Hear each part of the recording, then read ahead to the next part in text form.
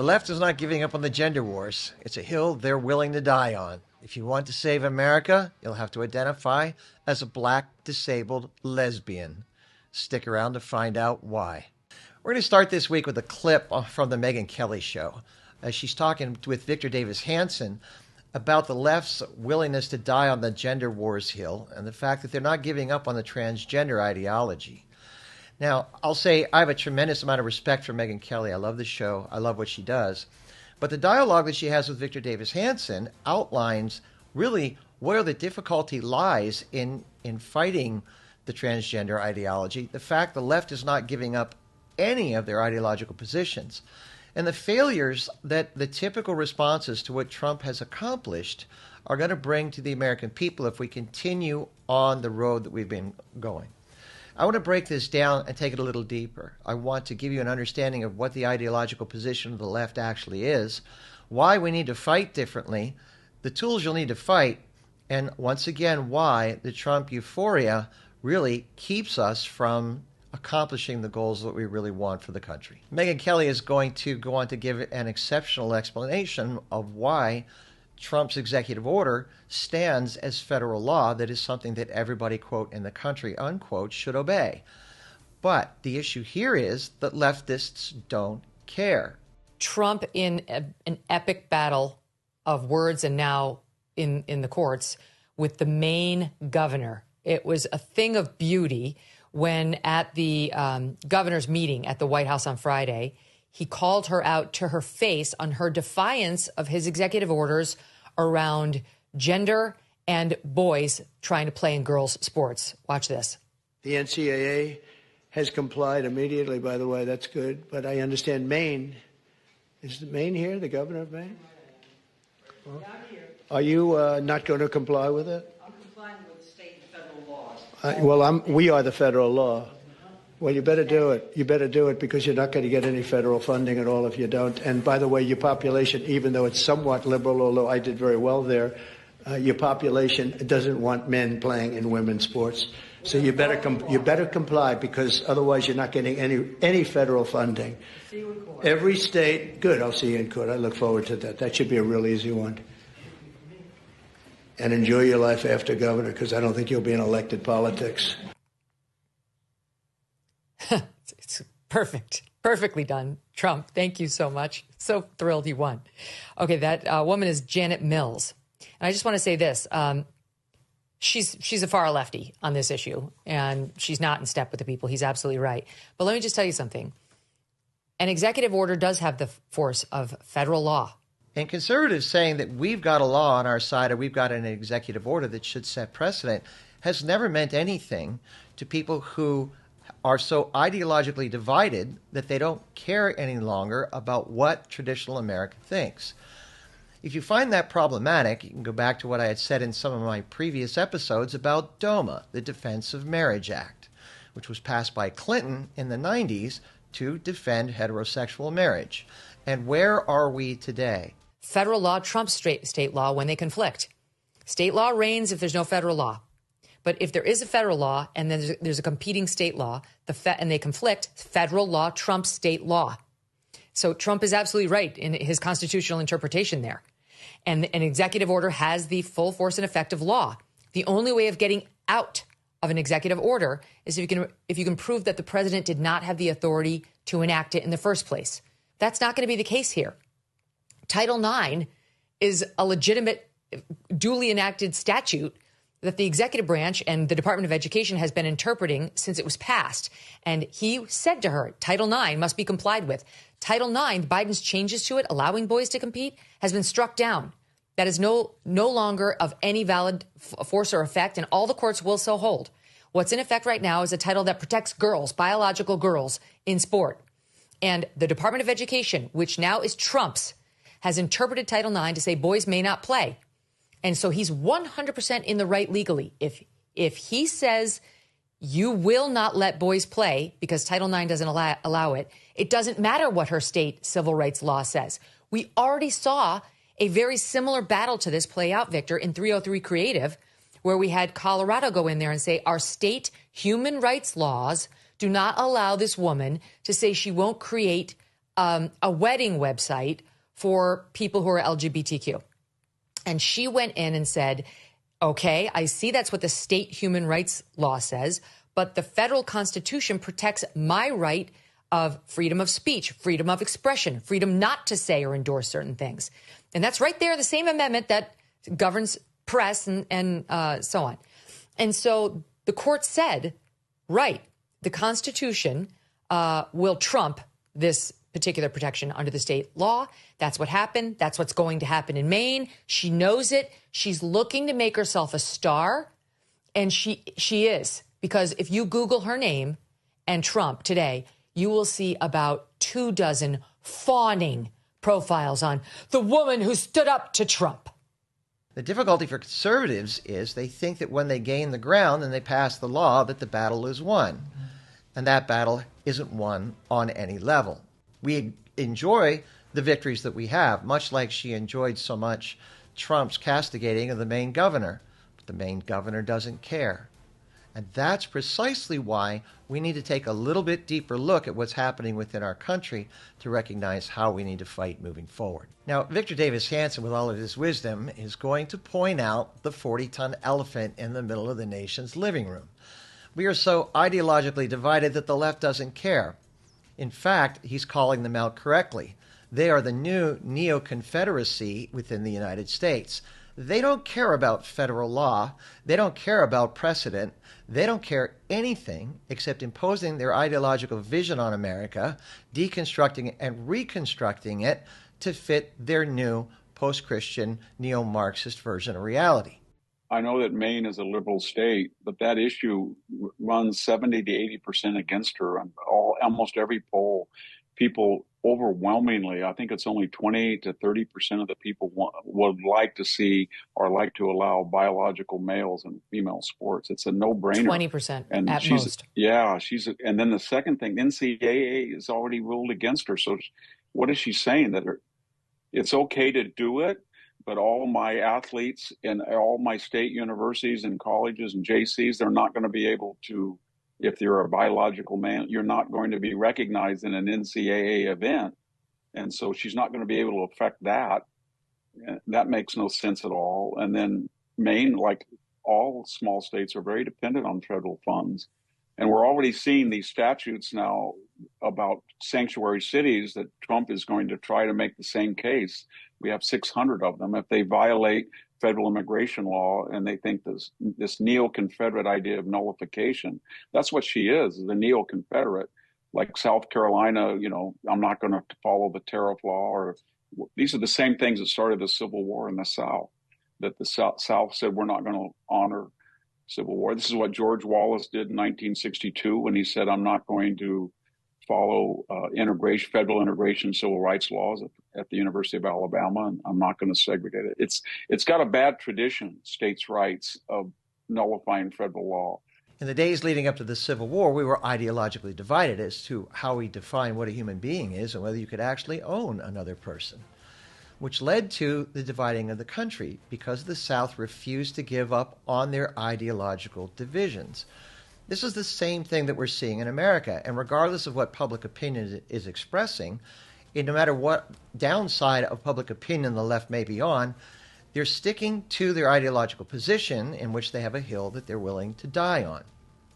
And this is why it's critical for us moving forward to understand what these ideological positions actually are.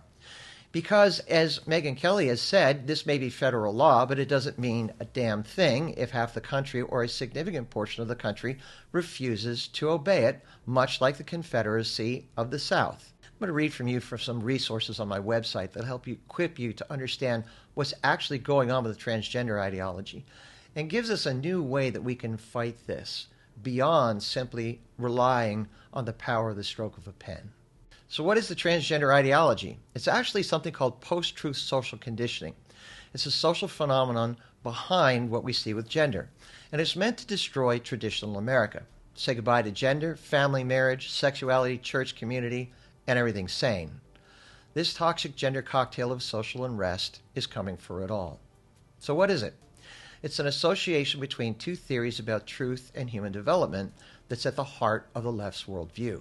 It's the driving force behind LGBTQ, the destruction of the family, and the sex-positive world that's consuming our kids. Society implodes if it becomes the dominant social development theory in America, and here's how it works and what's at stake. Post-truth. We used to rely on facts to determine reality. Now we use feelings. We use facts, science, logic, and rational thought to determine what's accurate and real about our world. Let's take gender.